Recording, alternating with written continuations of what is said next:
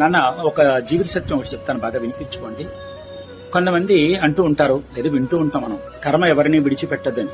అది మాత్రం వాస్తవం. కర్మ ఎవరిని విడిచిపెట్టదు. ఎప్పుడు ఎక్కడ ఎవరిని ఏ విధంగా చుట్టముట్టాలో అప్పుడు ఆ విధంగా చుట్టముట్టేస్తుంది. దానికి పక్షపాత బుద్ధి అనేం లేదు, తెలిసిందే. అయితే దానికి అందరూ తల వంచవలసినదే, అందరూ ఆ కర్మని అనుభవించవలసినదే. ఒక ఘడియ ముందు ఒక ఘడియ వెనక. ఎందుకు చెప్తానంటే, కొంతమంది పైశాచిక స్వభావం ఉన్నటువంటి వాళ్ళు ఏం చేస్తూ ఉంటారంటే, మనల్ని అకారణంగా ఏడిపించి వాళ్ళు నవ్వుతూ ఉంటారు. అందుకే అంటూ ఉంటారు, నువ్వు చేసేటప్పుడు నవ్వుతూ చేస్తావేమో, కానీ నువ్వు అనుభవించేటప్పుడు మాత్రం ఖచ్చితంగా ఏడుస్తావని మాత్రం చెప్తూ ఉంటారు.